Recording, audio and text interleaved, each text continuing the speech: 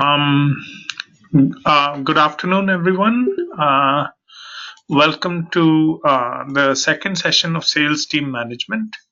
Um, for all the students who did not attend the session last week, I hope you have received the assignment and you have read through some of the pages that I had requested you to read. So for all the students who could not attend, I'm just going to do a very quick recap of what we did last week, and then we'll move forward from there. So once again, good afternoon, and let's get started. I'm, as you all know, my name is Vikram Kalra. I'm an electronics engineer, and I've done my post graduation from Delhi University and a chartered financial analyst. I've worked in India and abroad, mostly in a sales function, but also risk management in the financial services. So that's a quick recap of what I've done, and I'll be taking sales team management for all of you. We discussed last week why sales is important, and we have discussed that with the premise of twofold importance. The first one being for the company itself. And we talked about sales being the top line revenue for any organization for profit. So that is number one. The second reason we had discussed was that sales acts as the salespeople act as the first point of contact between company and its customers.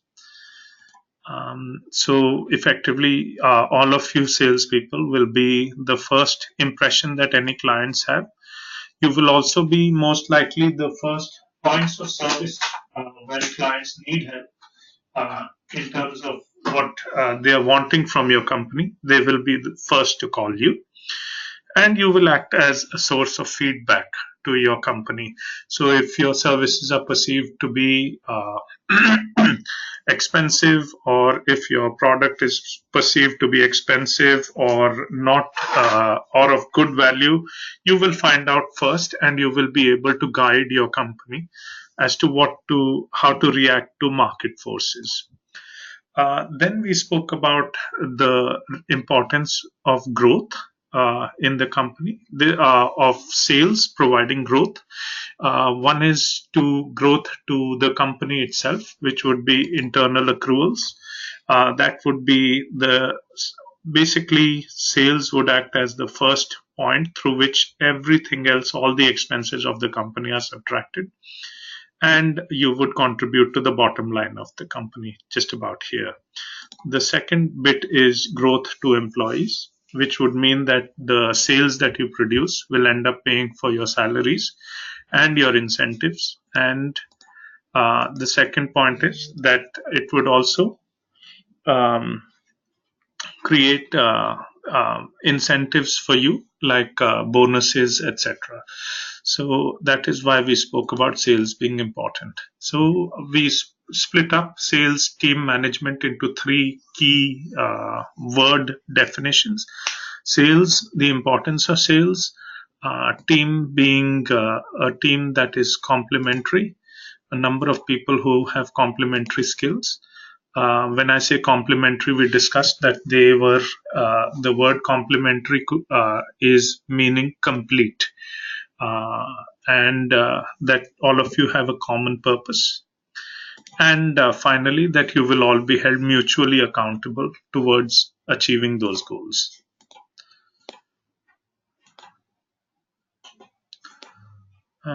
We have discussed why teams are important, and this was in the context of the in a context that is not commercial, but we spoke about very many teams coming together for a successful project, which being the LCA project, a design team, an operational team, and an execution team.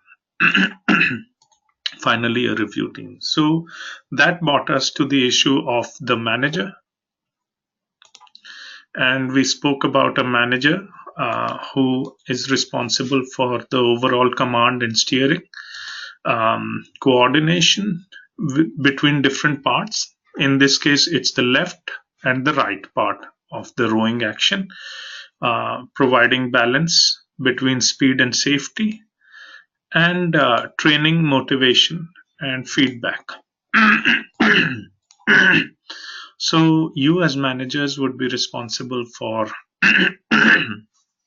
your sales team, and you would be responsible for making sure that your team members are acting are utilizing their time very well, and they are making calls to the important people. They have a firm idea of how much money the each and every action is producing. So what is the revenue per account that they're looking at?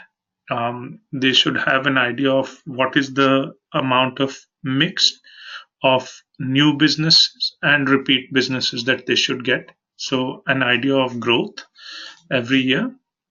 Then in terms of activities that they perform, have an idea of how many meetings it takes to set up an appointment and how many to actually finally have a sale. So you as team managers would have to bear in mind that each salesperson has to handle an optimal number of accounts. It cannot be too little, which means that it should be a rough between accounts that they are already given and accounts that they will have to produce in terms of sales or new sales, and then they would also have to service all these accounts. So they should be having a good idea of how much of their time should be spent between servicing existing clients and prospecting for new clients. Finally, you will have to mentor your new members in terms of what questions they should be asked and how they go about the overall sales process. We will be discussing some of these strategies for sales process in today's class. We have talked about the goals of a salesperson and how he goes about achieving them. We have also spoken about the fact that he should, at the end of every meeting, have an idea of how to ask for customer commitment. Customer commitment is a very important idea in terms of a sales of service, because you may be spending 3 to 6 months prospecting after a client before they come on board. But at each step, you have to have an idea of whether, in fact, this client will be buying services from you or not. And so without being pushy, which some clients may not like, you have to still be aggressive and objective oriented to find out what activities are we performing and will they likely yield a result at the end of this 3 to 6 month time period. So it's very important for a salesperson to have to go about having a mental roadmap about what activities he's expected to perform and at what point in time it will likely to bear fruit.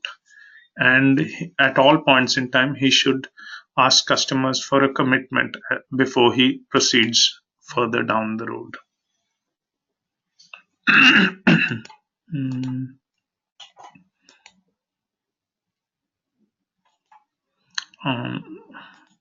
We spoke about the fact that a sales manager operates in a very narrow zone, which coincides with the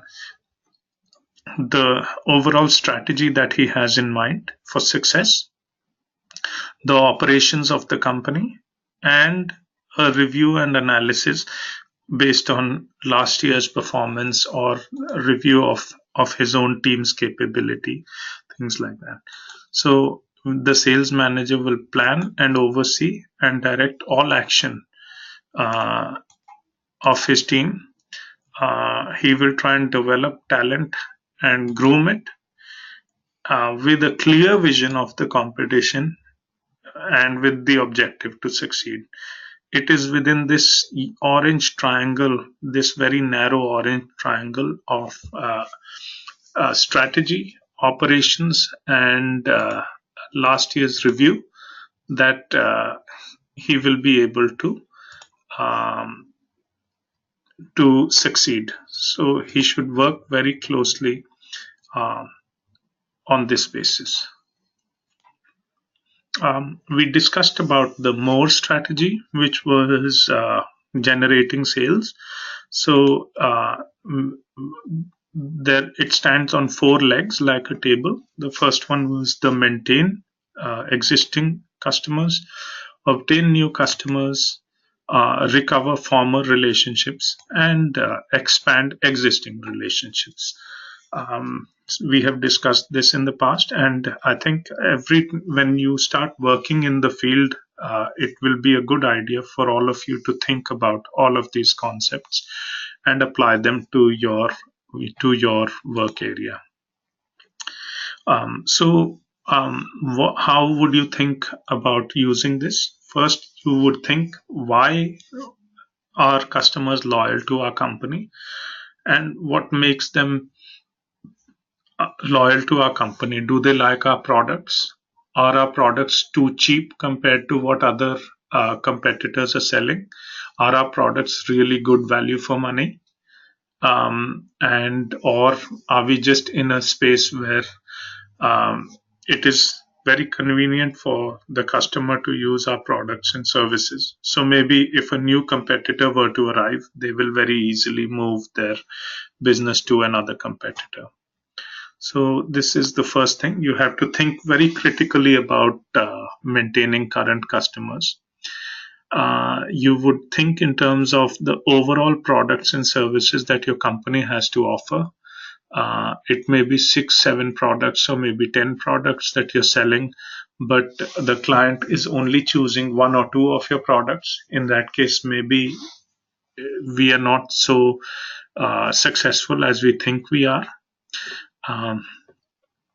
And or are they using a lot more of our products? In that, if a client is using 8 out of 10 products for our company, then we may think that we are doing a very good job. But if the client decides to change his mind and work with a competitor, we may find that we have lost a lot of revenue immediately. So thinking about these things, we have to be very critical about why clients are choosing to work with us and what makes our products or services very important to them. If we perceive that we are doing a good job, then should we ask clients for referrals? And also, we should maintain a regular contact with our clients. I gave the example of working in the insurance industry, where you get in touch with your clients, and renewals typically happen at the beginning of the financial year, which may be January or March. So typically, if you were to get a corporate insurance account, you would expect that salespeople will only get in touch with the client closer to, say, October, to start canvassing for renewal business.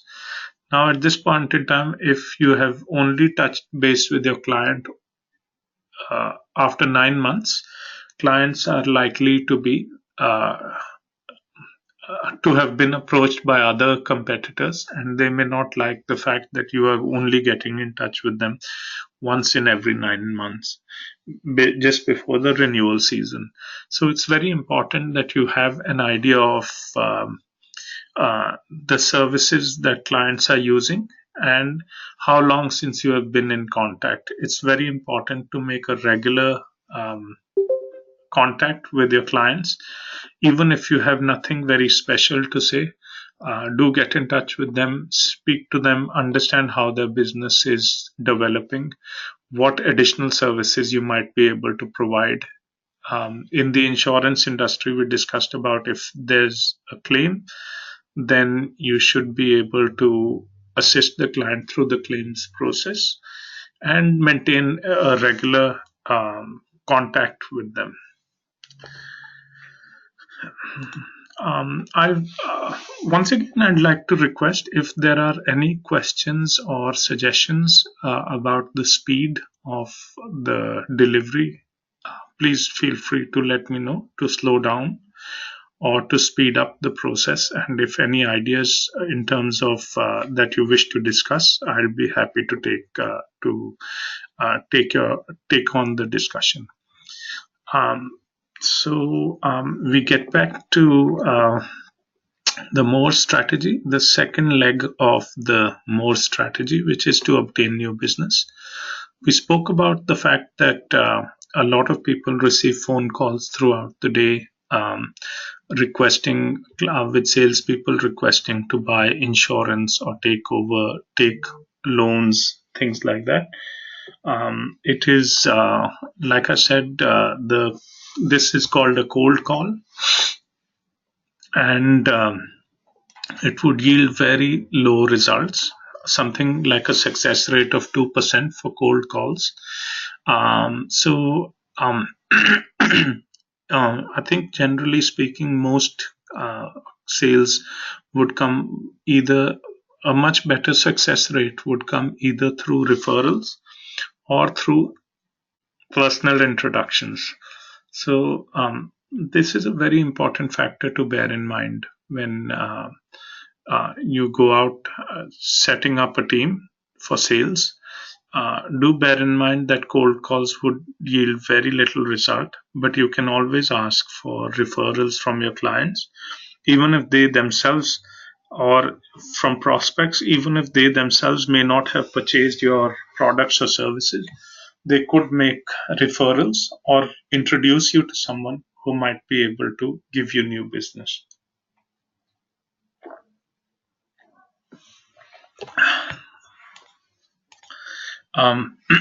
This is something we just spoke about, that it's very important to ask your clients to give references.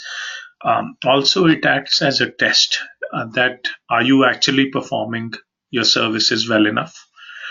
Because if you were to ask for a reference and if they are generally unhappy with your service, they might actually be able to bring it up and tell you how you can improve your services towards them. So, or if they are very happy with the product that you're suggesting, but it may not be suitable for them, they might be able to suggest somebody who might be a more suitable client for your products or services. We spoke in the past about recovering former relationships. This is the third leg of the more strategy. So, in this, you will try and find out what went wrong in the past, and if there was a genuine mistake. Now you can lose accounts for maybe some salesperson committed some mistake that caused the whole account to move, or you may have a situation where client moved the business to another competitor because he was getting a cheaper price for the same product. Either way, you may decide to have a conversation with your client, and if there was an error committed by one of your employees or your previous like predecessors in the company, then what you have to do is you have to explain how your company is different today from what it was in the past. What have the company done to resolve the problem, and request for new business to come in. Finally, we spoke about expanding existing relationships. In some way, we have spoken about it already. Some clients may be, if your company is offering 10 products or services, some clients may be buying maybe 2 out of 10 services from your company. Others may be buying 8 out of 10 services from your company. Either way, there is a possibility to expand these existing relationships. In some accounts, more than others, but there is always the possibility to keep doing more with your existing clients. So bear that in mind as the fourth leg. We spoke about the requirement of diversity in the team, and the we spoke about how it's important that the team be quite diverse. So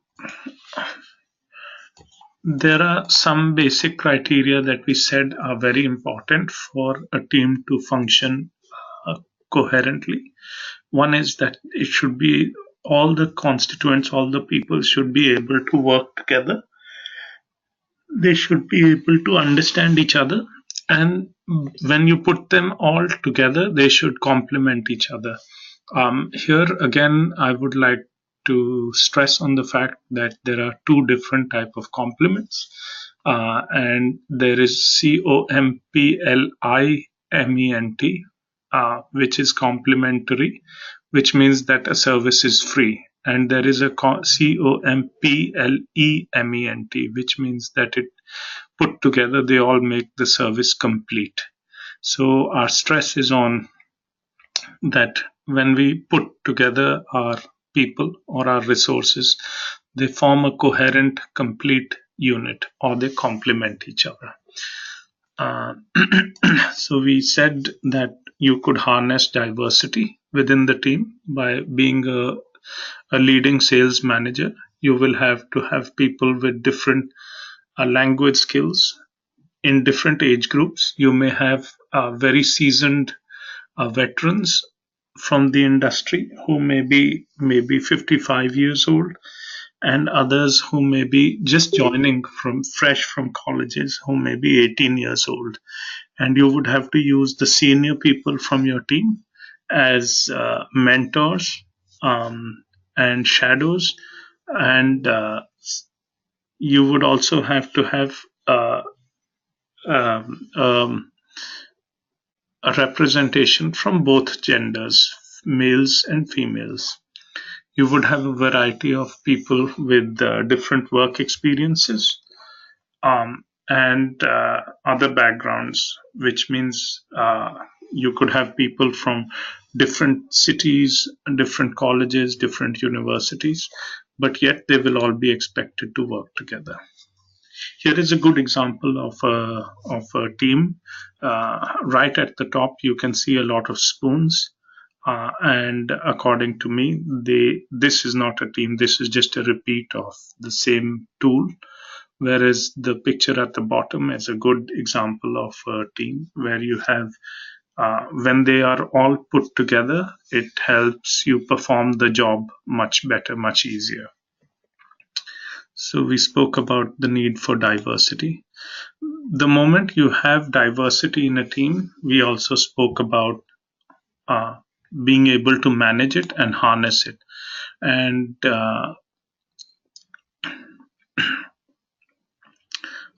so these are some of the questions that you as managers would have to consider about. For example, the interaction of men and women in a team, and especially male and female supervisors. And I think both sides would have to be very um, objective oriented and consider that they are working for a particular purpose, and you should be willing to work under the direction of a female supervisor. You would many times consider that people with opposing or different um, points of view are could be different. We have to accept the differences and not oppose them. So if we have a different point of view compared to our team leader, we would either have to discuss them quite openly and frankly, rather than sort of carrying it in our mind and not resolving or addressing the problem. So my motto on this would be to either convince or be convinced. Either you bring about your viewpoint in front of the team, and if they are unwilling to accept it, then you have to accept the directions of the team manager, um, or you convince your team manager to adopt a different strategy. So, finally, we spoke about different personalities. Some may be more political. And again, we discussed that political is not in the view of whether you are a supporter of a political party or not. It is more to do with team dynamics. And some may be more uh, uh, political in the management of the team dynamics, and some may be less political and more objective oriented. Um, so again, we said that none of these in itself is bad or good, but we have to bear in mind that people are different, and we should be willing to uh, cooperate and at a very base level be able to work together. US team managers would be US team managers would have to take the initiative and present your ideas. You would sometimes have to be very persistent with your ideas, or you would have to ask your team to join in, and would have to encourage juniors to come and present their point of view without being misunderstood. So this is all about building a trust in the team and avoiding surprises where people are free to speak their mind but are willing to listen as well. And I think the habit of listening very carefully and without interruption is something that I would urge all of you to build in yourself as you step into the future. Finally, as a team manager, what would you have to do if you are considering a slightly different strategy? You would have to keep your superior informed about what you're attempting to do in terms of your micro strategy for your team. You would seek his feedback, which means that you would have to listen to what he has to say, be willing to discuss purely about the points that are will help you to perform your job well, and listen very very carefully and non-defensively. What I mean here is that once you present your point of view, if your manager has suggested a different course of action, as long as you have agreed, or if he's giving you feedback, please listen to it very carefully and rather than trying to defend your point of view. Um, Finally, in the team, when you're managing your team, you have to be very careful about managing people's assumptions or biases. And I give you an example of such a bias, especially in India when we are working. For example, you may have a manager from North India who is working out of a zonal office in Bangalore, or you may have a manager from, say, Hyderabad who's working in New Delhi. And you will sometimes hear within the team people saying, yeah, this person is from the south and they behave like this, and this person is from the north and they behave like that. Or these sort of biases and prejudices exist in people's minds. And you, as team managers, would have to either uh, uh, as a manager, you would have to help your team members get over such biases and prejudices and be able to understand what a person from a different place is bringing, what is the value he's adding to your team, and listen to it very carefully. Similarly, when you join the team as a junior, you may be faced against these biases and prejudices, and you have to get over them at a personal level, but also be able to discuss with them, with your seniors, about how they exist or how they're affecting your performance. So sales team management will mean that you would have to be choose a team that is diverse in age, language, uh, uh, work experience, educational capability, but you will have to use all these diversity to your advantage and make sure that you are successful. Um, we have spoken about, um, for those of you who are joining late, I just wish to reiterate that we are running very quickly through the old slide set just to bring everyone on board. And subsequently, we'll be moving forward with new material. So at the moment, we are just doing a revision of what we discussed last time. So we are going a bit fast, but at a later date, we'll slow down, and at a later point in time, we'll slow down and carry things forward smoothly. We have discussed about managing diversity. And again, these are all the bits that I spoke about managing politics in your team. We spoke about the fact that you, as a team manager, will have to delegate some power for decision making to people within your team. And you will have to choose your delegation very carefully. Try and give some authority to all your people by on different projects to allow them to groom them to grow and give them a chance at decision making, aid them to think about the big picture, include or exclude people from important meetings based on their capability. Choose your delegation for specific projects carefully. You will also have to be mindful of how your team socializes in the evening, and then that this socialization or this activity of socializing does not manifest in a negative way into the day's work. So some people who may be going out to have dinner together or drinks together in the evening should not gang up against other people in your team during work days.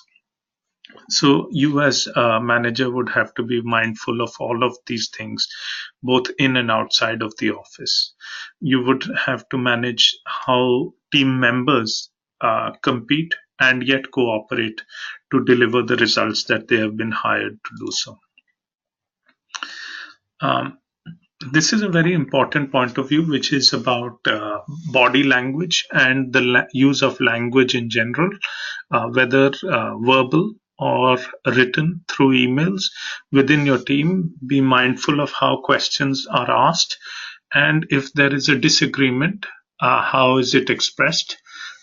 We have some good examples here about people, for example, speaking in their words might be uh, uh, correct, but the body language, for example, if they have a very sort of sharp body language, if they fold their arms or stand in a particular way while they speak, and they express disagreement, then it's can be perceived to be a negative for a person, for a team manager.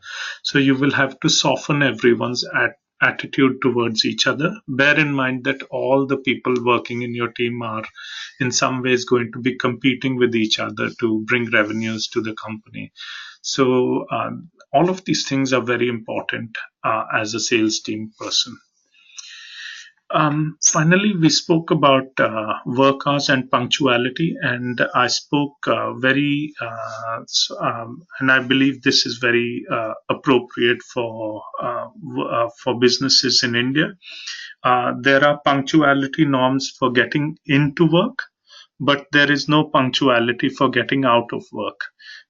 So I do believe that what we have to do is to have a punctuality norm, not just for coming into work at 9 o'clock, but also to try and finish off all our work by say 5:36 in the evening, so that people can get to work to from work to their homes at a reasonable time. This, I think, is you as a team manager would have to manage people's times well. And if some people are quite busy with a project, then try and get support from other people who are not so busy, so that everyone can get to their work on time. Assume that you are trying to bid for a very successful or a very large project, and there are three people who are doing the strategy to bid for this account, but your overall team has six people, some of whom will leave at about 5 in the evening because they've finished their work. Some will carry on working till about 11 at night. So you as a team manager would have to manage the workflow in such a way that everyone has a relatively uniform distribution of work. They are all called into the project, and you are able to meet the punctuality norms of the office, which would be to try and finish off your work by, say, 6 in the evening. Um, Again, we spoke about people being dressed, not too casually, maybe not too formally, whatever is the accepted norm for your industry. It's important that people dress up appropriately, and that maybe if you're wearing, for the boys, if you're wearing leather shoes, please make sure shoes are polished. For your hair is sort of trimmed nicely, beard trimmed nicely, whatever. And for the women, again, whatever is the appropriate norm for appearance, it matters a lot in the corporate world. uh, we spoke about the fact that what brands of clothes you wear is not so important, but the shirt that you wear should be ironed, it should be cleaned, your trousers should be ironed, the shoes should be polished, etc. The final thing that we spoke about in terms of diversity or management of diversity was the fact that sometimes people get carried away by the use of um, texting messages, or if you have a WhatsApp or group within the office, and people are either forwarding jokes over the email, or just sitting at the desk and maybe making a joke. Some of these things can have a negative repercussion within your team. So it's important that you as a sales manager impose some self restraint, even for yourself, but also within the team some discipline about sort of making jokes or swearing, and any other remarks that can be seen offensively. We spoke about how to go about as a team manager to choose the right squad. The most important thing is to view every role as unique, and you choose to hire people not based on the qualification that they have, but to choose the right person for the right job. Mm, yeah, when you are, some of these questions you will be asked by when you join your organization. Some of these questions you will be asking your juniors as they join your team. So we spoke about some typical standard questions, which would mean your background, educational background, age, etc. There will always be some tricky questions that you will get asked in the interview. For example, we spoke about that uh, a, interviewer may simply ask you that this job is not well suited for you. So you have to bear in mind that this is a trick question. And in fact, if the interviewer felt that you were not suitable for the job, he would not even be interviewing you. So a lot of times you have to think very carefully about why people are asking these questions, and attend to the questions carefully and smartly. These are all part of choosing the right squad. We have spoken at length about being attentive, listening to your clients, and I will repeat this again: when your clients are speaking to you at any point in time, do not presume that what they are saying, that you know what they are saying. hear your client out completely. Once he stops, you may simply ask him, "Sir, I have understood this out of your conversation. Would I be correct? Is this what your meaning is?" And then you can formulate your answer. So it's very important to listen very carefully, and also to train your team to listen very carefully. These are just various examples that we had discussed, that may be asked to you when you interview with organizations. And some of these you may ask your juniors when you become managers as well. So I'm just going to read them out aloud. One is, for example, they might ask you about specific experiences that you've had in your previous jobs. How would you apply those experiences in your new job, and what might you do differently? You might be asked about what new markets could be opened up by you when you join the new company, and how would you develop these markets. Um, you might be asked about how your old work experience would fit into the new job's needs. Um, this is a very standard question, which is to ask interviewees, any success from their past jobs, and how did they accomplish it? How will they replicate their success? Uh, this is the flip side of the same question. Any significant mistakes that you might have made, and how do you intend to correct from there? Finally, and most importantly, I stress very more than anything else, is to always listen to what your uh, clients or your bosses or juniors have to say. Um, we spoke about the fact that different teams have different capabilities. Some will are more thinking and planning in nature. Some team members are more doers and more for execution. we spoke about we've spoken about the cultural background and language capability, and how it helps to enrich the overall team's performance. Some examples of educational backgrounds: some be IT related, some may be engineering graduates, others may be from the pure sciences, some may be commerce graduates, others from humanities. All of these, when put together, constitute a very nice, fine balance of capability in your team. You should always look for an attitude of optimism in your team. This is very important for salespeople.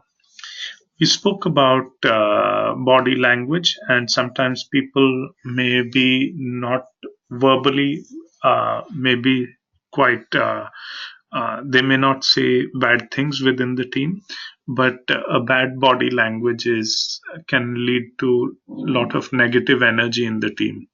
And these are some examples of bad body language.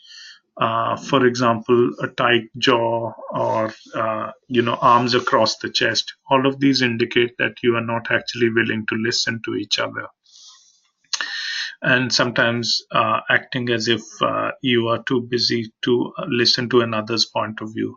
For example, looking at a watch when others are talking. We have always spoken about working in tandem and managing conflict. So, working in tandem means that always imagine that if you are a salesperson, it's good to have either a junior or a senior accompany you. If you are the more experienced person in the sales team of two people, then you are acting as a mentor and or a buddy. And if you are the junior, then you have to you will be trained indirectly by the senior person and understand what is the entire sales process. Finally, I'd like to say this, that in most corporate cases, you will have 80% sales coming from 20% of the staff, and they would usually therefore be quite sort of high flyers or high achievers, and sometimes be difficult people to manage. And as a sales team manager, you would have to manage a lot of these sort of idiosyncrasies, or their own personal uh, requests would have to be managed, and you would have to do it very carefully and tactfully within your team, so that the overall team performs and doesn't break down. We spoke about different types of people, some who want clear deadlines and expectations laid out, some who would work a bit slower and would renegotiate expectations, some who are very willing to change and adapt, and some who are very traditional. Some who focus on tasks, others who focus on relationships. And it's just, as a team manager, it's just good to know that there are different types of people, and any person could be a combination of all of these, depending on the circumstances. So you as a team manager would be able to see all these things and then choose your staff according to the project at hand, and what skill set would be most suited for that. Some would like to have very succinct or very short uh, communication. Others would like very long communication, facilitative, which means to be able to have a discussion, to think uh, about the positives and the negatives.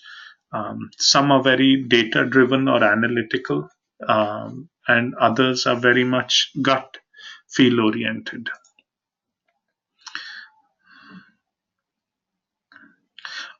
Some people are willing to debate on a varieties of ideas. Others avoid conflict and would rather promote harmony.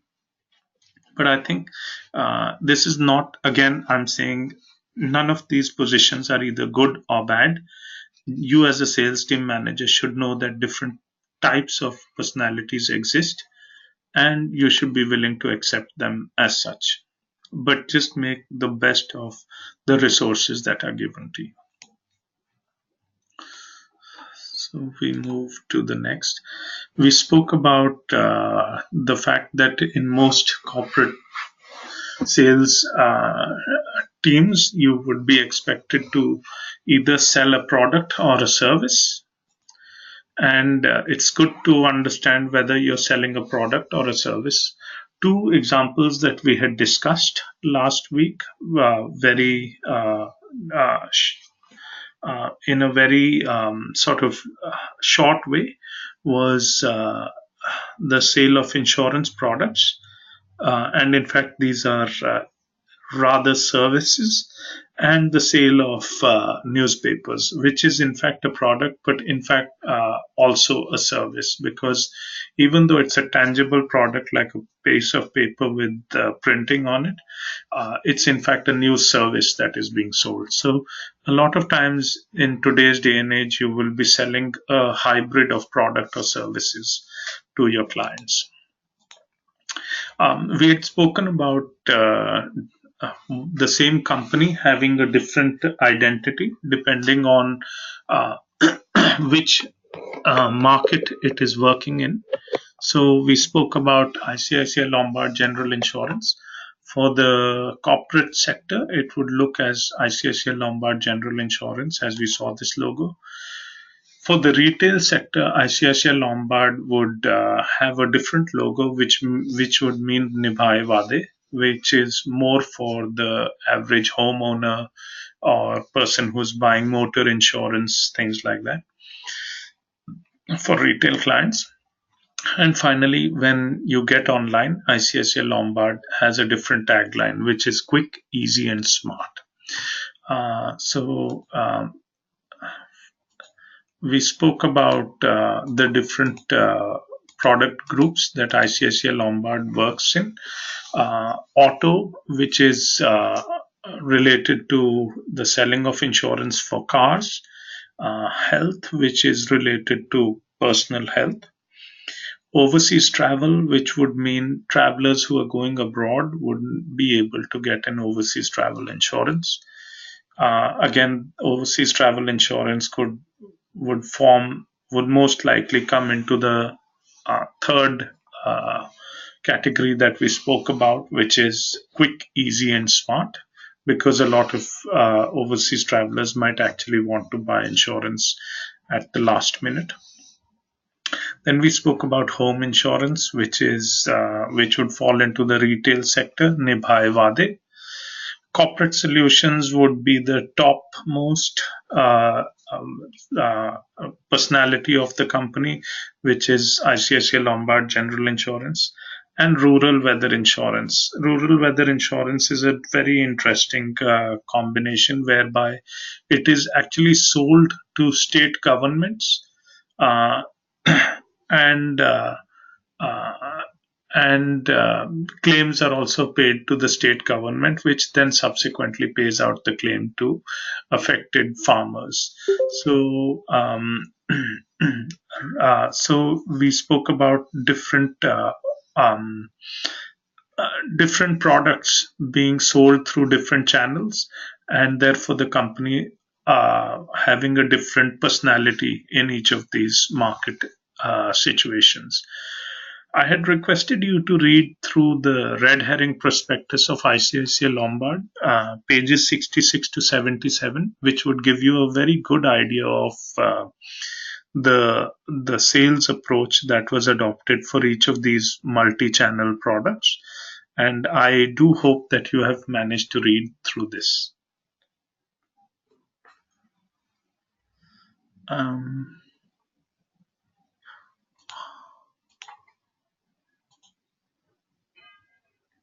Sorry, I just realized that maybe I have not shared my view, uh, and sincere apologies. I didn't share my screen view with all of you in the till now. So we were at the slide set talking about ICICI Lombard General Insurance and the different um, views that the different personalities that the company adapts to in each of these market segments. Um, we would like to discuss about how geography affects the dynamic of the team, the sales team. And here's an example that we had discussed in the past, which is the location and topography, which would mean that it would be very important. This is a sort of the three dimensions of location. The location, the sales channel through which the sale is effected, and the customer type. So within location or topography, we discussed that markets could be segmented into regional markets. In our case, if the market is India, we would say north, south, east, and west. Um, then we spoke about, let's say, if we pick up one region, we would have states within that region. So, for example, the national capital region, Punjab, Haryana, Uttarakhand, Himachal Pradesh, all of these would be sub-regional. And then within sub-regional, you would have zones, for example, Gurgaon, Greater Noida, Delhi, etc. Again, we spoke about Delhi being each of these could be either urban or suburban or even rural. Finally, we spoke about the sales channel, which could be retail sales or direct sales or sales through channel partners. Um, we spoke about different types of accounts. This is the third dimension that we spoke about here, customer type. So This could be sales to the government, which could be the central or to the state government in question. We spoke about sales to the private industry, which could be large, medium, or small based on scale. And we spoke about the type of industry that we're dealing with. For example, if we're dealing with an infrastructure, it could be ports, airport, or other public infrastructure. We could be dealing with manufacturing entities, construction, services, which could be education, healthcare, hospitality, and things like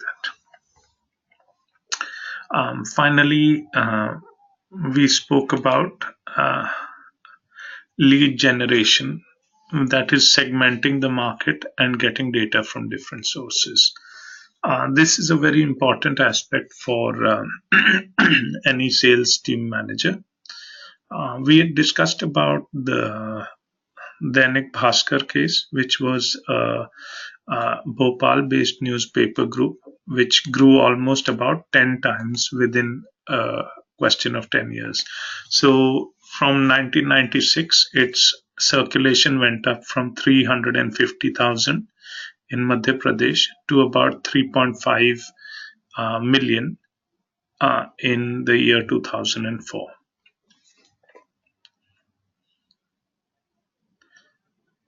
And then we spoke about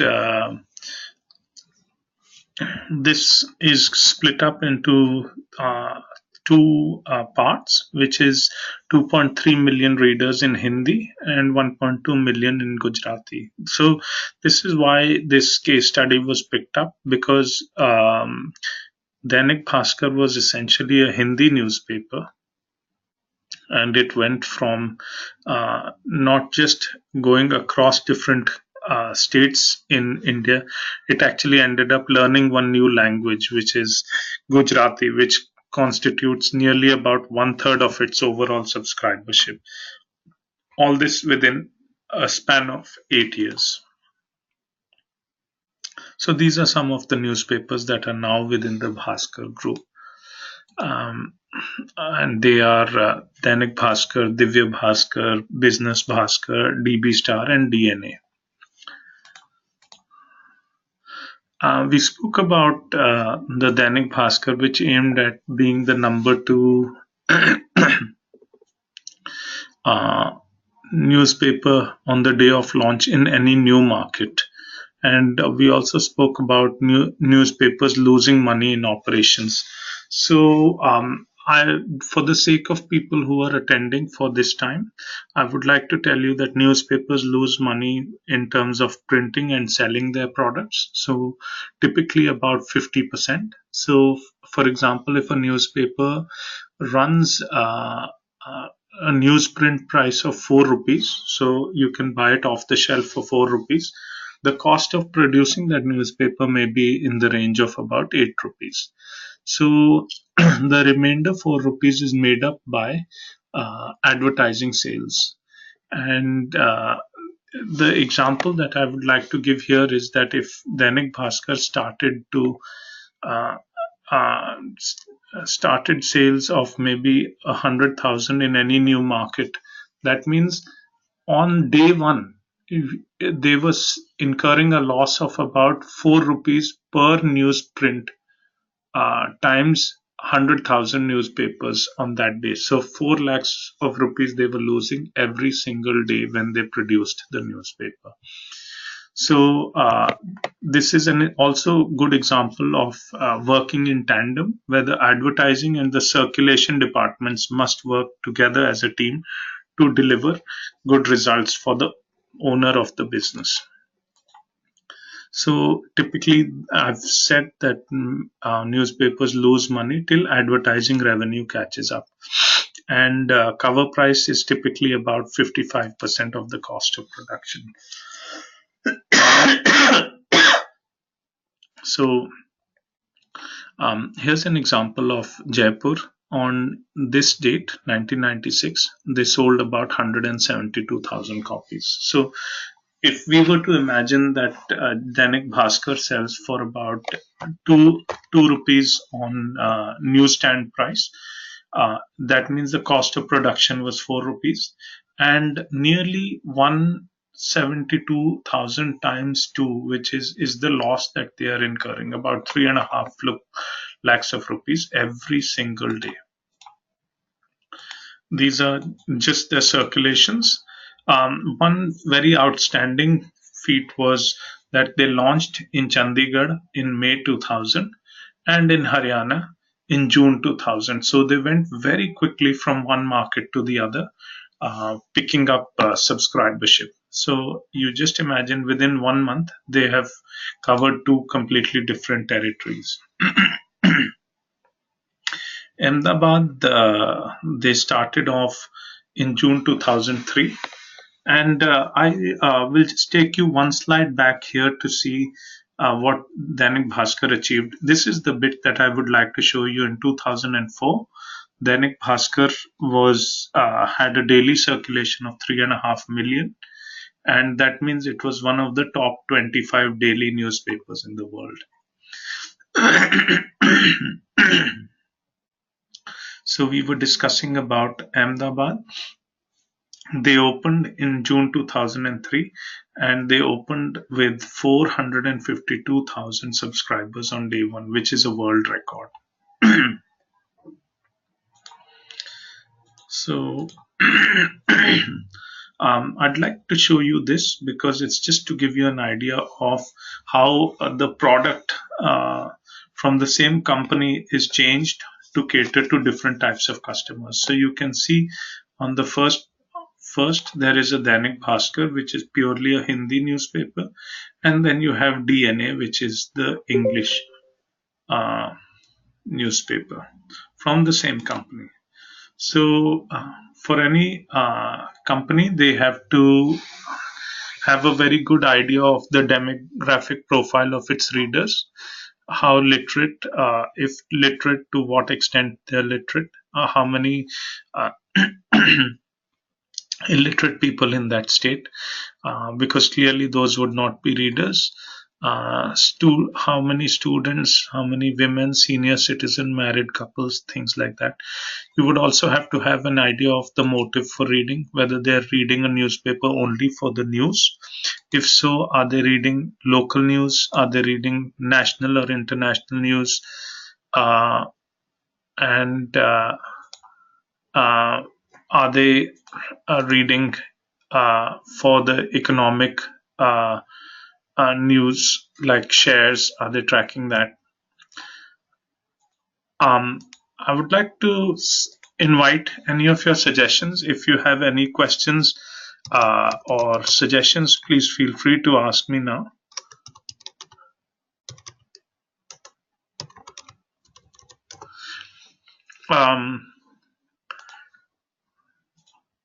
And then they would like to also whether people are reading the newspaper for the news itself or simply for local advertising. For example, if you're in the business of real estate, you maybe you are more interested in who is selling their home, what home is coming up for rent, etc. And auto. If you're in the business of buying and selling used cars, you can use the local advertising as a means of business generation. Some people are more interested in reading only about matrimonial opportunities for people within their family. So what I mean to say is that there is a wide mix of readers at home, and Dainik Bhaskar did a very good job of designing the main edition and the supplements for their readers. So here's a very good example of salespeople who went out and met customers, potential customers, first up, understood what their clients wanted, helped the company design a product which was suitable for their customers, and they were able to have a good response from the market. This is what sales team management is all about. And that is why we've decided to present this case study to you. Um, so this is the success of the case study of Dainik Bhaskar. The Dainik in Chandigarh started with a copy with 69,000 copies on the first day, whereas the Tribune, which is a long old newspaper of Chandigarh, sold about 50,000 copies.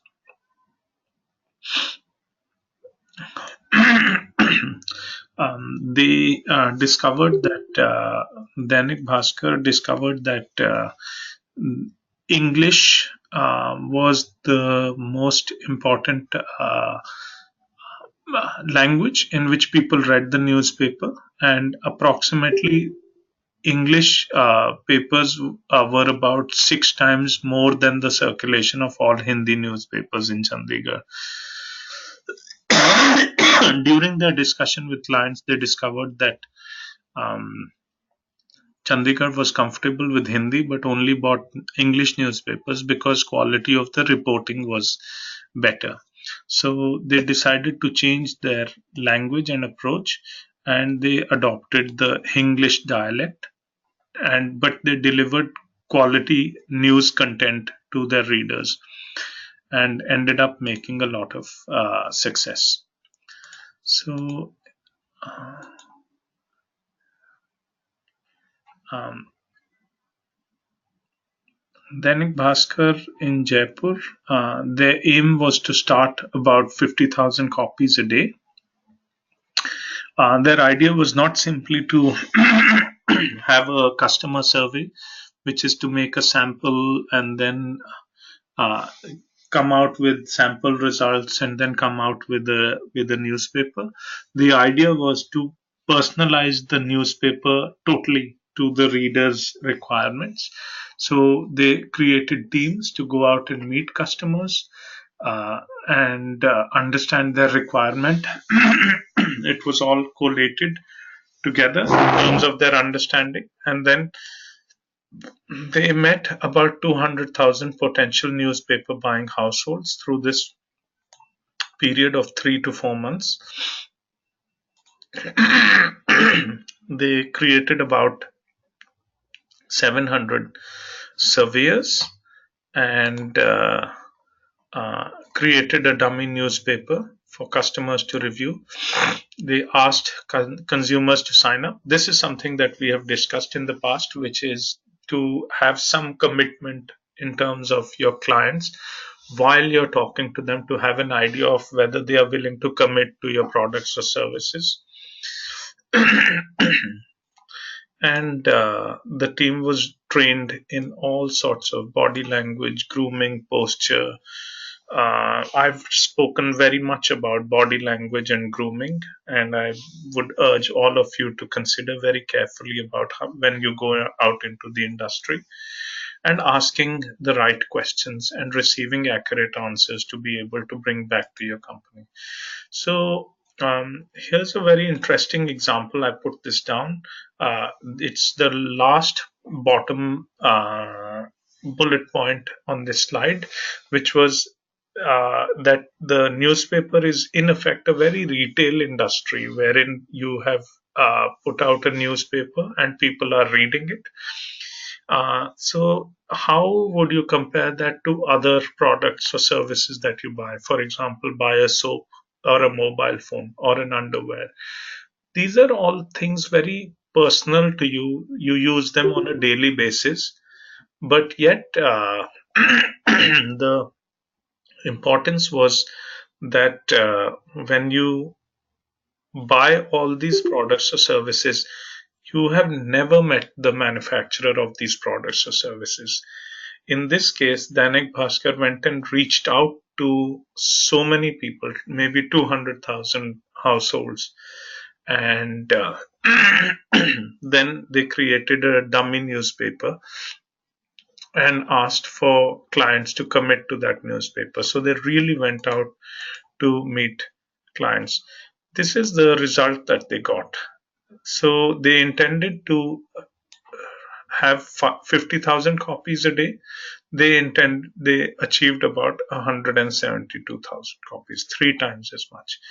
What is even more shocking is that they met 200,000 households, and they had a success with 172,000 households. That means they had a success rate of about 85% of all the households that they met. People really understood what Dainik Bhaskar was trying to do. Dainik Bhaskar really understood what their requirements were, and they had a very big success.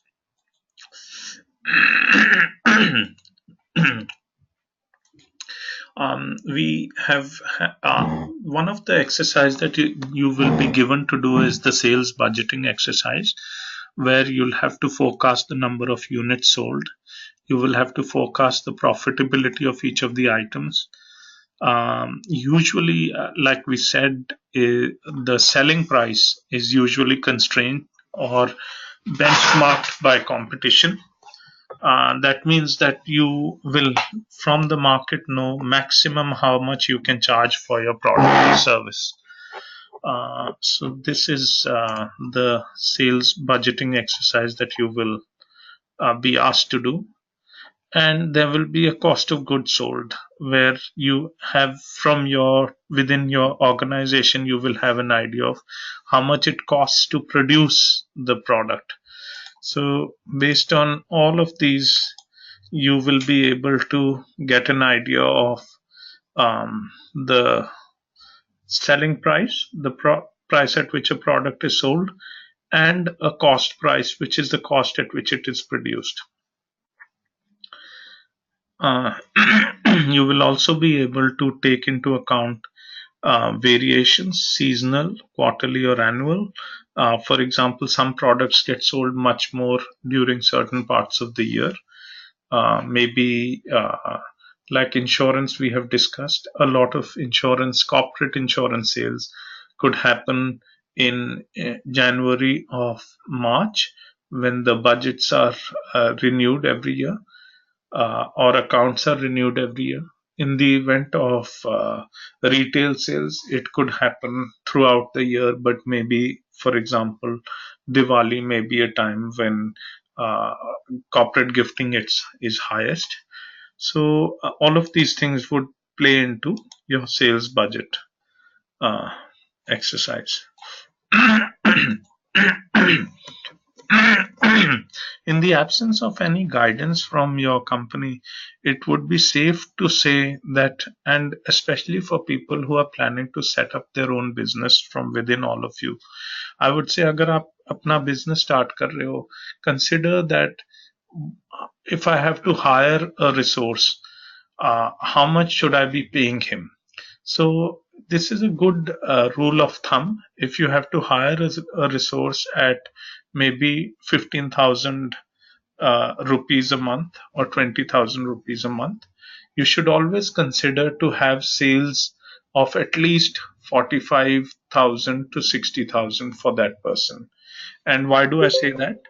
The first example is that that person will pay for his own salary. There would be um, some fixed expenses that the company would have to run in terms of support staff, manufacturing, or other expenses. And finally, one third would be the contribution that that person would bring to your company.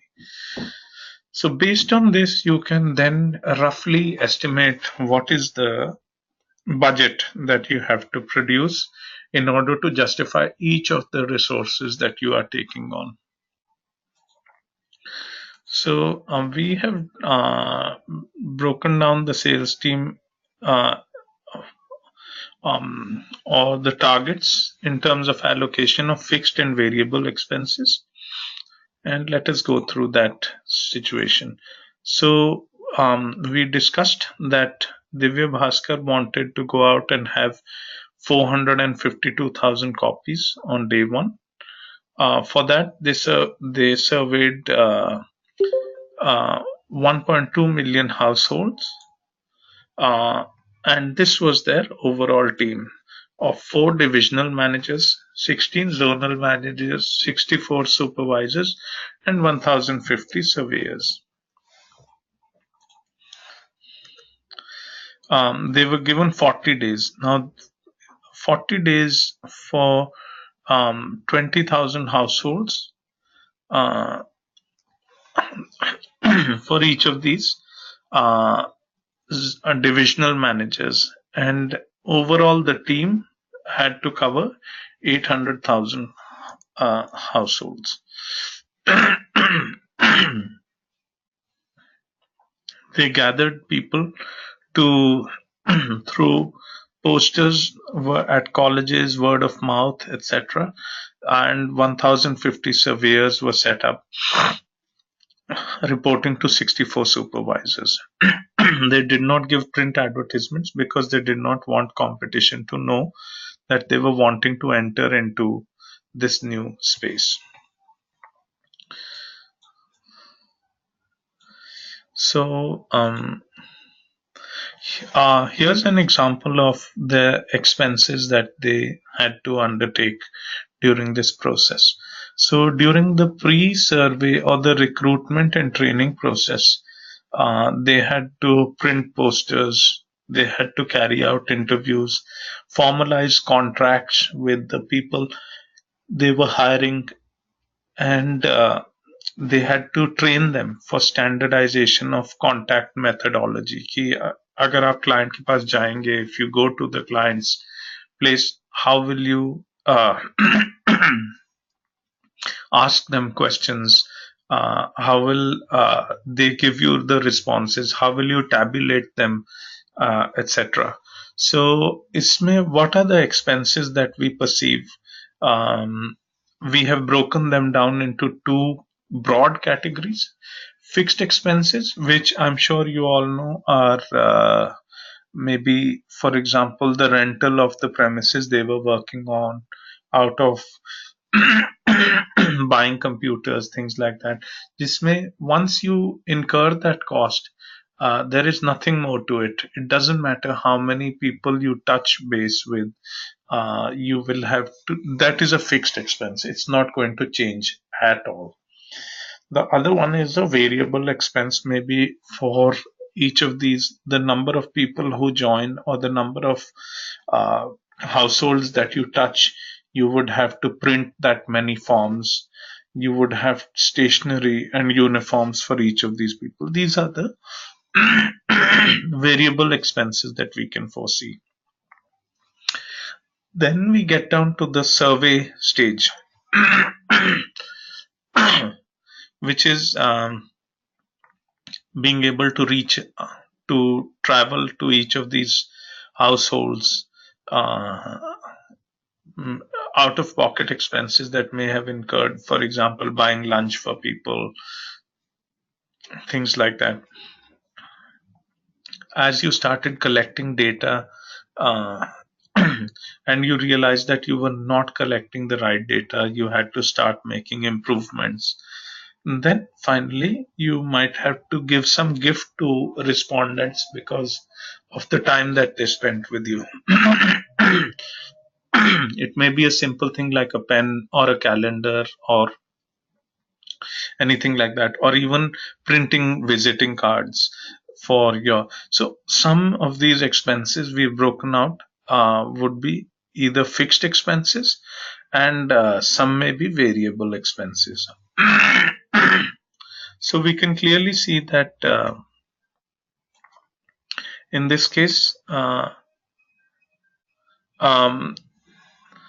the fixed expenses would be, for example, the salary of the divisional managers and the zonal managers. Variable may be part fixed and part variable may be with respect to the supervisors and the surveyors, because they may have targets for data collection. So anything above a certain target and quality of data collected will get a variable like benefit for the surveyors. And then any improvements that were made or any improvements that were made in terms of the data collection may require again a combination of fixed and variable expenses to be spent. Finally, the company also had to pay for, because they absorbed these, a lot of the people who had performed during the uh, this process, data collection process. So they, all these people who had joined as interns in the organization were later absorbed into the company. So would you constitute that as a fixed expense, or would you constitute that as a variable expense? And I leave that choice to you to think about. So this is just to give you an idea of how um, expense management is important when you go out and do this. Here, I would like to discuss about how the overall sales process carries on. This is, in fact, a slide that I had picked out from one of the students in Sunstone University. They had said that the overall sales process that they have seen in the organization that they are currently working in is summarized in a 5-letter acronym, a 6-letter acronym called SPANCO. And on my part, I have added two more steps to Spanko, and I've called this process Spanko plus plus. So let us discuss about what is Spanko plus plus. We spoke about the sales process being a 6-step sales process, which is the first one being where you suspect that a client needs your products or services. So you carry out cold calls. We discussed that cold calls is a very uh, uh, it's like fishing in the sea. You may catch fish or you may not catch fish. It is a very long and tedious process to get a sale. So that is the stage called suspect, where you think that a client may need your service.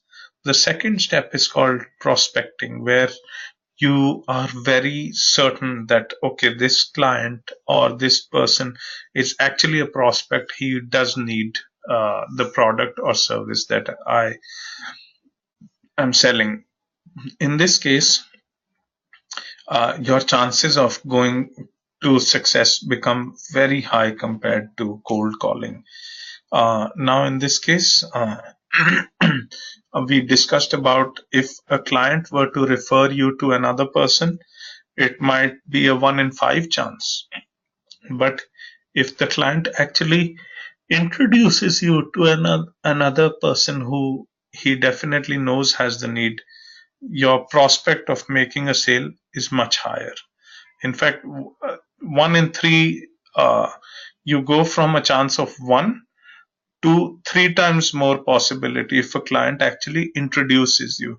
So always speak to your clients and say, can you make a suggestion? Can you make an introduction? Can you introduce us to somebody who might need our product or services? Things like that. Then we come down to the SPA. A is to approach, just the simply act of approaching the client, asking for a meeting.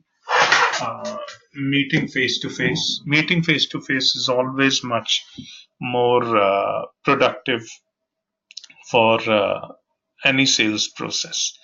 I would like to stop and ask here if anybody has any questions, suggestions in terms of. Please feel free to type them out or come on to online and speak out your thoughts about what we have learned so far. Any suggestions?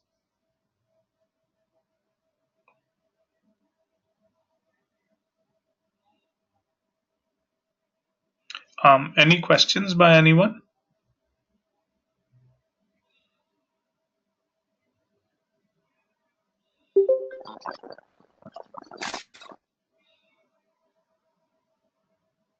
Hello?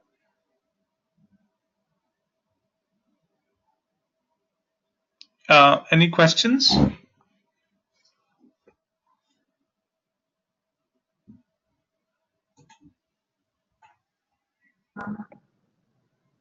No, sir, everything is clear till now. Okay, thank you. Am I going too fast? No, sir, you're okay. Actually, what the problem is today in dashboard, it is showed the class starts from 2 o'clock. So Okay. we had little late to the class. That's it, and everything is fine. Okay. So maybe next time we can, if you wish, we can either cover the slides that may have been missed, or we can simply go through the assignments and I think it will be better if we go Yeah. through the assignments and discuss, then that Yes, may be sir. actually better. Yes, sir. Okay, sir. Thank you. So we have reached, thank you, Soumya. So Okay, we sir. have reached, um, Sir, yes, please tell me. good afternoon sir. Yes, hi, good afternoon.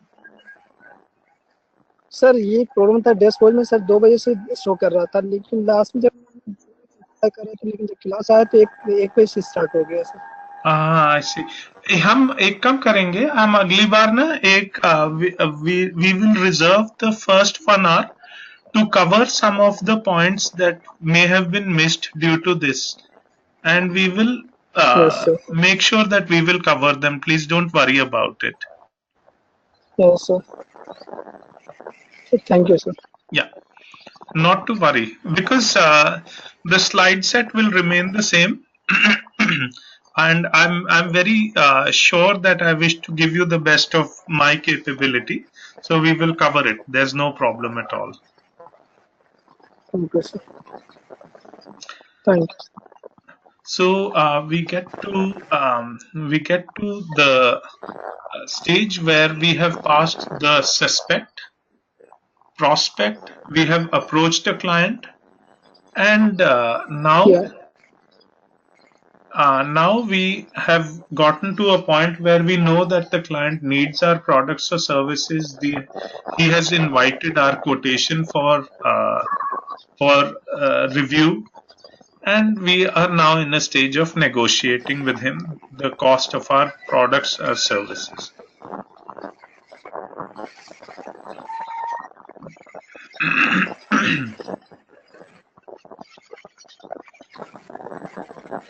um, so finally we get to the point of hi, may I request if the thing is clear, then you could turn off your microphone.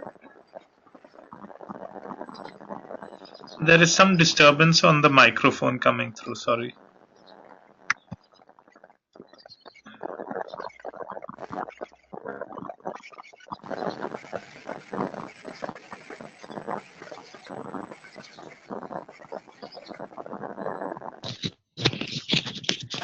Except sir. Yes, someone who are owning their mute, can you please off? It's getting disturbed.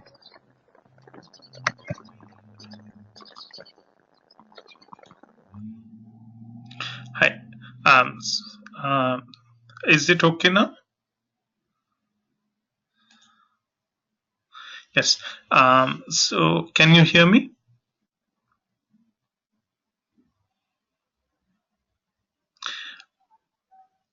So yes, we spoke about that we have been through the Spanko process, which is suspect. We suspected कि हमें शक था कि किसी को हमारी products की जरूरत है.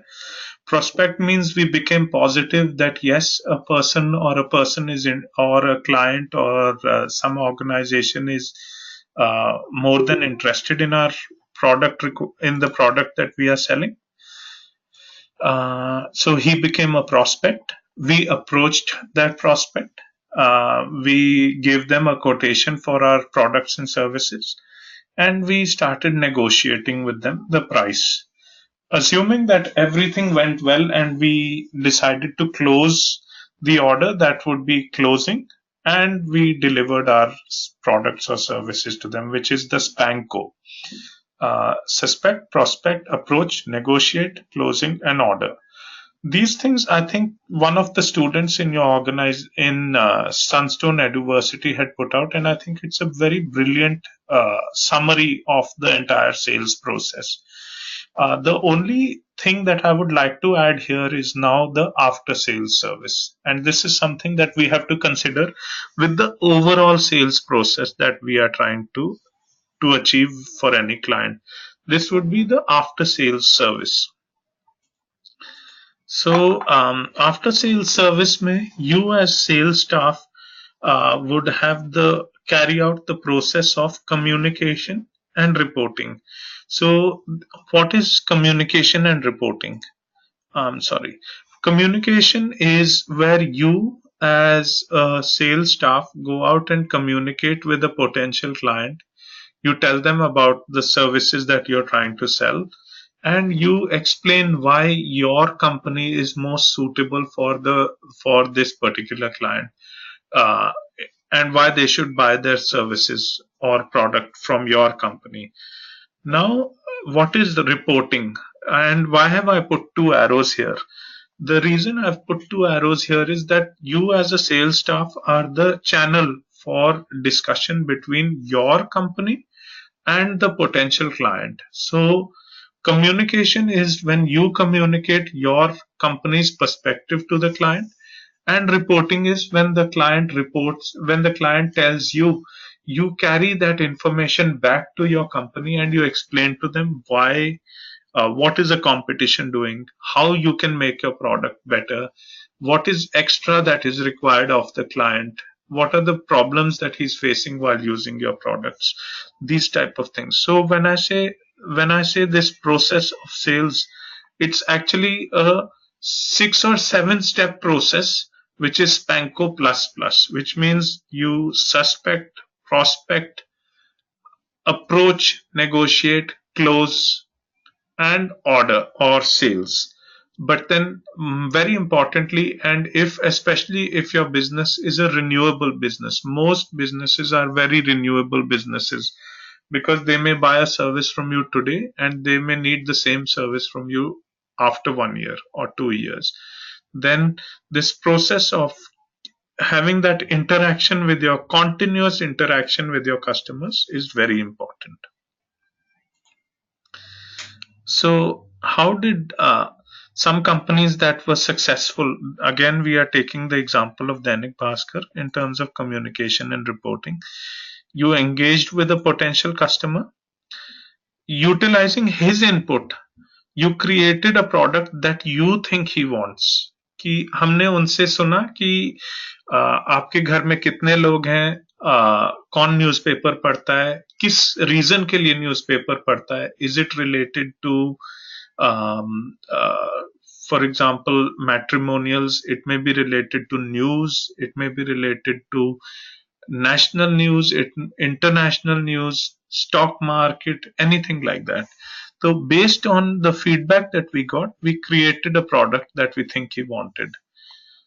Multiple visits were made to create a comfort, so that every time they saw you, they understood, okay, this person from Dainik Bhaskar is here and I've already invested some time and effort with him. So you visited them numerous number of times. Up imagine कीजिए a person walking to your door in the morning, 6 in the morning, on a winter day or on a summer day, and usually people are getting ready or just barely waking up for their work.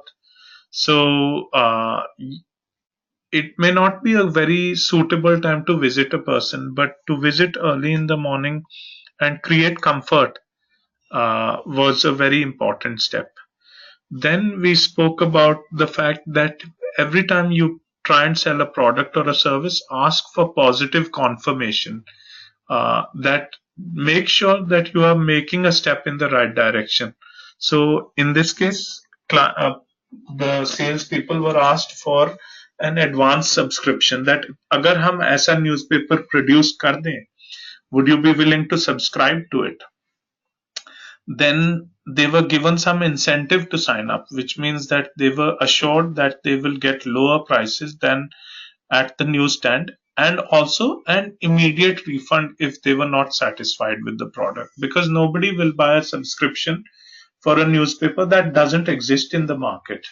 So many things that were made were constitute this process of communication and reporting inside and outside of the organization towards your customers. So the feedback that you received from the sales team was summarized and analyzed by editorial teams.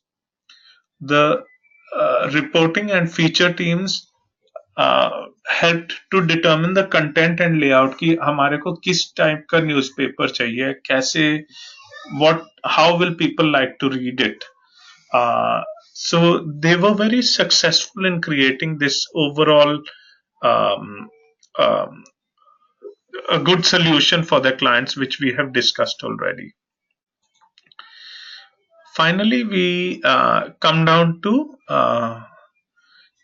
and I think maybe we should go in. Sorry, uh, I'll just move forward a little bit and come back to these slides in a moment.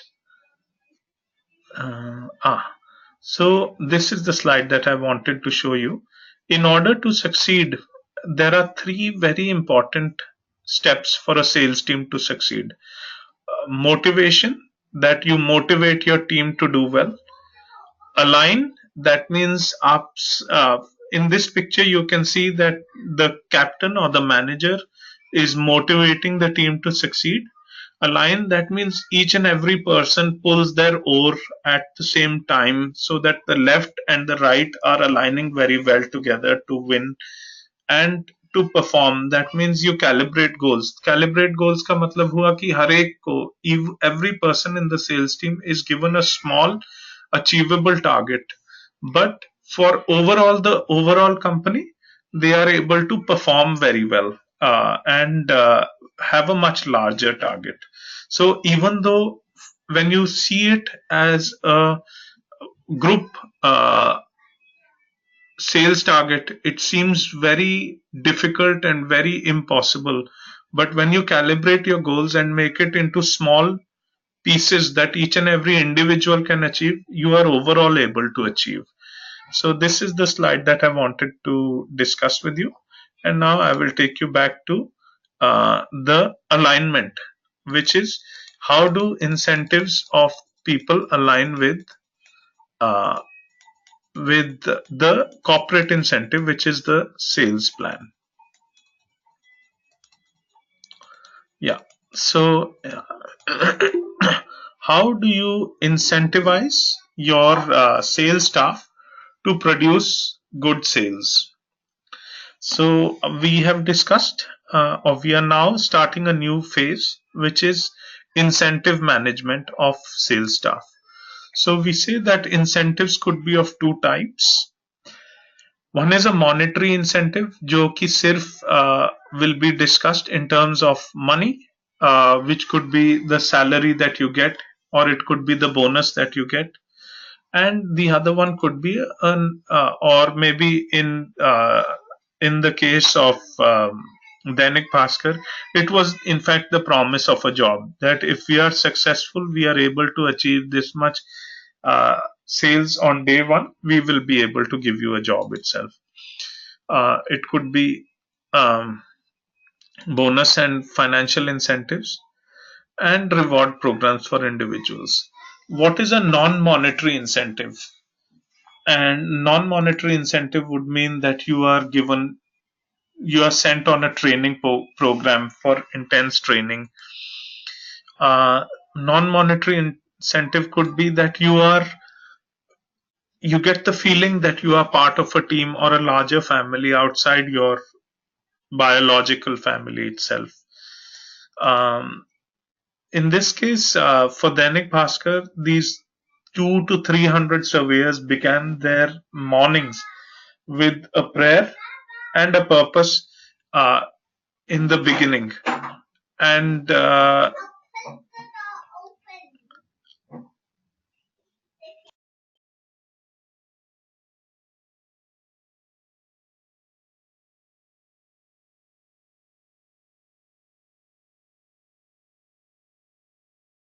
Hi, sorry. And in this case, all the surveyors, they you can imagine that it's not possible for the company to pay so many surveyors when a business has not even launched. They began their mornings uh, to meet and to motivate each other. Uh, they began their mornings with a prayer and a purpose कि आज हम क्या achieve करेंगे. That is fantastic as a sales team person. Here I would like to give an example of the of non-monetary incentives from the defense services, which I heard from one of the interviews that I attended. And an example of this is given that if you are asked to occupy an enemy position, तो as a soldier you can't be given an objective कि अगर आप ये काम करेंगे तो आपको अगले साल ये बोनस दिया जाएगा. These things are not any form of incentive. No, so purely आपको you have to motivate your team based on your personality and not monetary incentives. Those are the most important incentives that you can give to organizations for your people to feel good that they can achieve big things.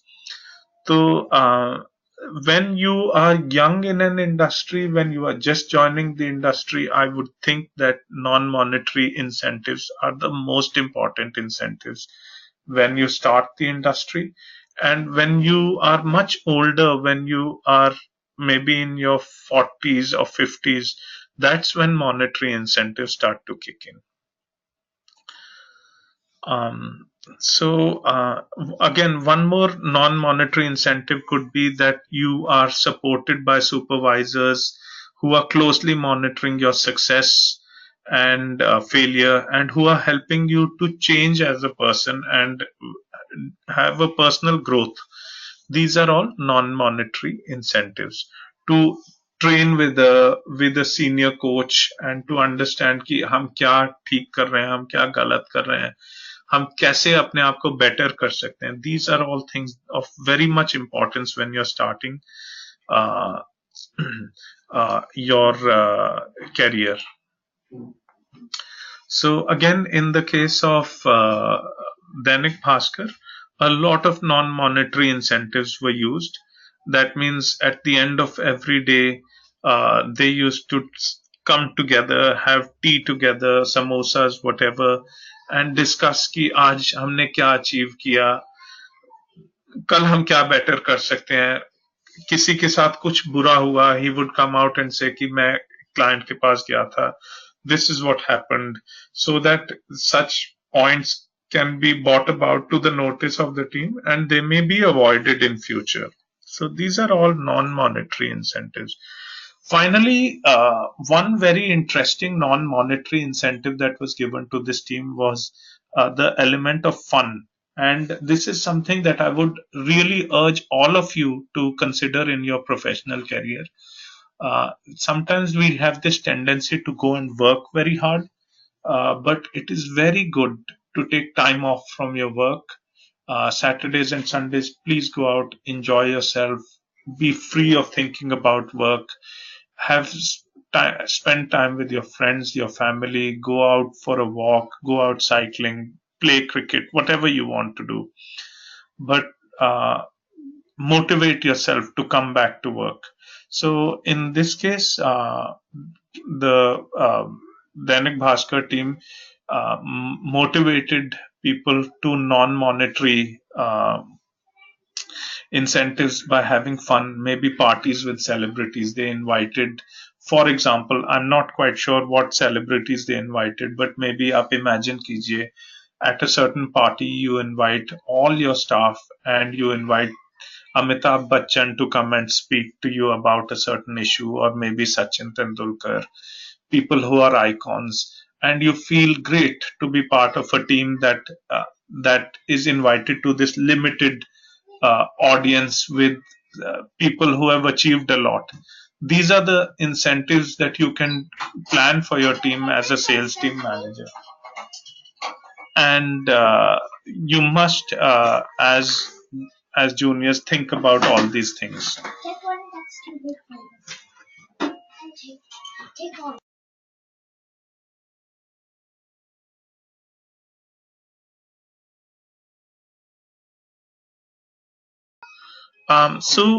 At this point in time, I would like to ask. Uh, uh, we can carry on this discussion next week. Would you like to? I think it's nearly about time for us to stop. Um, would you like to carry on now, or should we stop and we can discuss carry for the next week?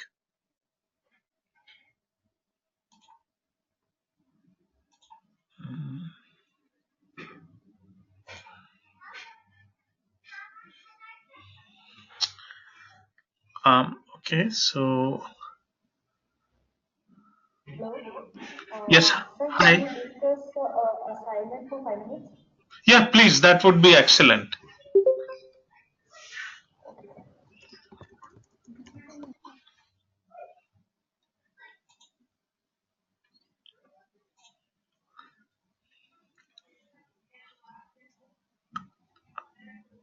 I'm just opening the assignment.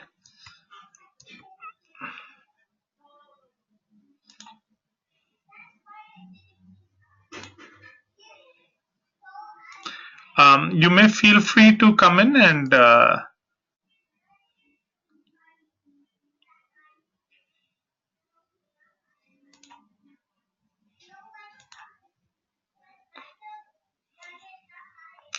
please feel free to bring in your thoughts about the assignment.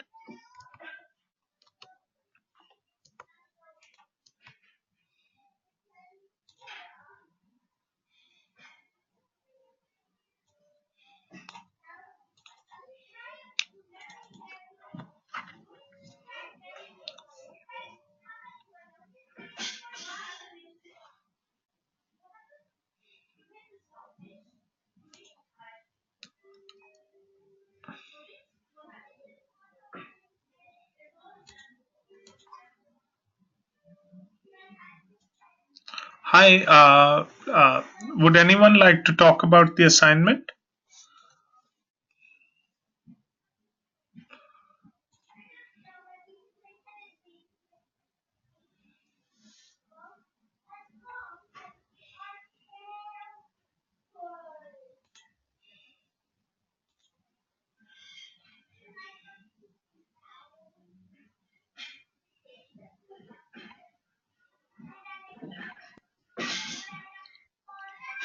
Hello.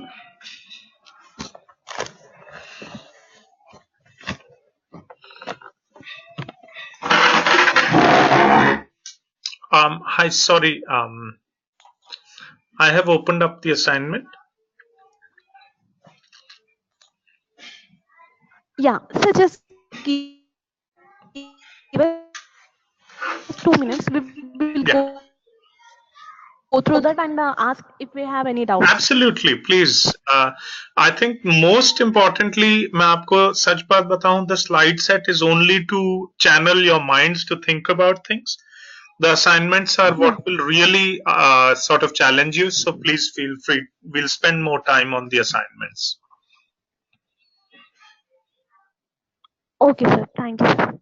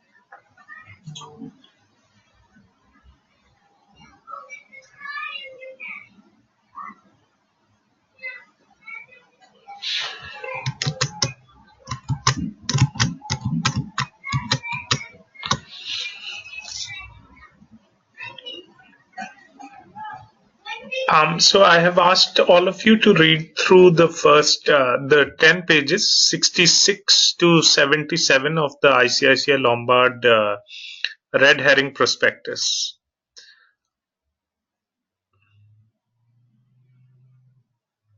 And the reason I have said so is to give you it's a contemporary topic. A lot of insurance companies recently have listed on the stock exchanges. Also, I think India as a market is underinsured, as you will be able to read insurance penetration as a percentage of GDP. You will see that on page 68. So there is a lot of opportunity in the years to come in the insurance market. I would like you to read what are the typical products that are being sold in the insurance market, which is on page 69. And you will see different mix of products. And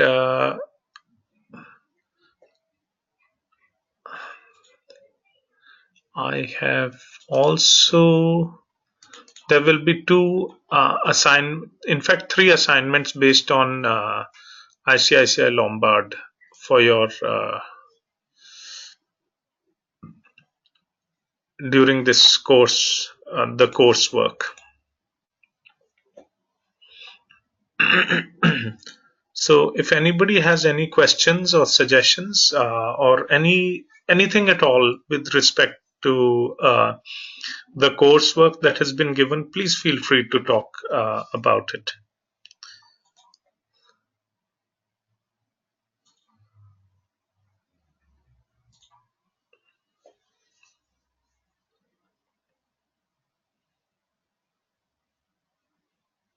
I'm waiting for your questions or for the discussion.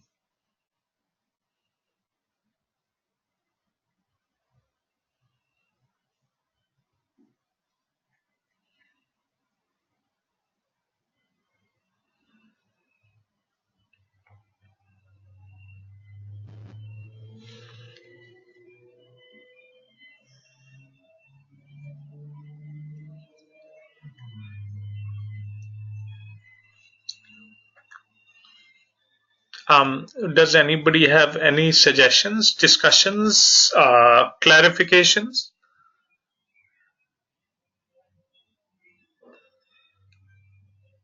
Case study. Yes, I expect you to do that.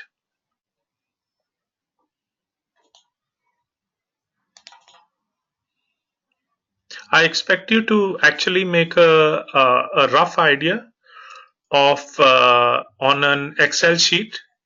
If you look at question 3, I would expect you, it doesn't have to be very detailed, but I would expect you to sort of understand how you, or I would want you to think in terms of a sales team, that you are being asked to create a sales team and you have been asked to forecast that अगले 12 months में आप कितना business करेंगे. So I'd expect about 12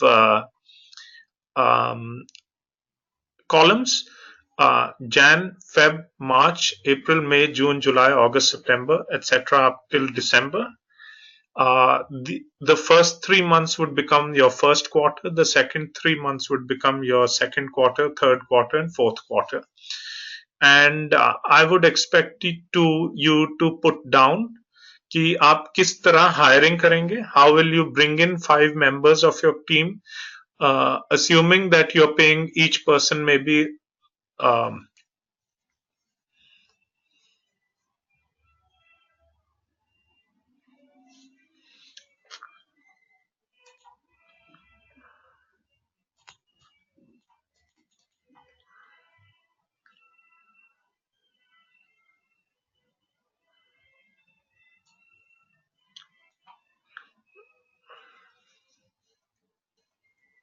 Hi, I lost audio connection there.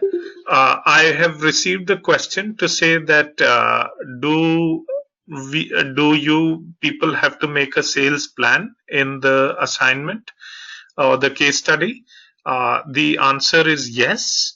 I have given you an idea of कि क्या fixed costs हैं in this business and क्या variable costs हैं. I expect all of you to make an Excel sheet with 12 columns starting from Jan to December, and each 3 months will become your will become a quarter. Jan, Feb, March will be quarter 1, April, May, June quarter 2, etc. You will have to chart out your thinking कि आप हर महीने में कितनी sales ला रहे हैं. When you recruit a friend, you start paying his salary. How will your sales have to bump up to accommodate for one additional headcount? Things like that. Try and be as realistic as possible. It doesn't necessarily have to be very detailed, but I do expect that at the end of this case study, all of you will be able to put out a P&L for your own business unit. So you will have an idea ki if I were to hire 5 people, what is my staff cost? How much is the revenues that I have to run? And how much is the business expenses that I would have to incur? The reason I want all of you to do this assignment is that you will have a better understanding when you join your companies about the sales pressure that you will be working for. You will also have a good idea of when you join or when you create your own business, whether a person or an employee is worth hiring or not. So all of these things you will have to bear in mind. So my request to you is please put out an Excel sheet and then summarize that Excel sheet back into this table that I've put out. So आपको हर quarter में आपकी sales दिखानी पड़ेंगी. You will have some idea of the cost of sales, which means that if you sell through an agency, maybe if you are selling automotive insurance through the car industry, maybe you have a tie-up with Maruti Suzuki, then they take an agency commission, but you don't have to devote a sales staff, or you have to devote less sales staff to it. But if on the other hand you are selling directly, you have to devote a sales staff to it completely, 100%. So your cost of doing business comes in-house. Similarly, you are selling a product which will have typically a claims ratio of 65%. So over and above that, your staff costs will fit in, your office costs will fit in, and then you will have some profit. So please attempt. I'm not, I mean, it may not be perfect, but please do try and attempt all 12 months. So I've given you some idea of some fixed costs. Maybe monthly rental is a fixed cost. Administrative support may be a fixed cost. Some things may be variable cost. Maybe, for example, if you have to have a work desk, depending on the number of staff that you have, you'll have additional desks coming in, additional laptop, cell phone expenses, things like that. So attempt. I would say it's a tough exercise, but I'm sure you will all make it happen.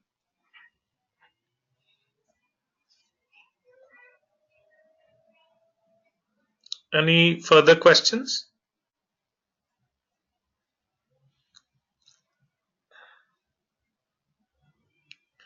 Okay. Okay, so on that note, we'll wind up for today, and we meet sometime next week. And I wish you all the very best in this attempt, and let's keep sort of thinking about the case study and the assignments, and we can discuss again.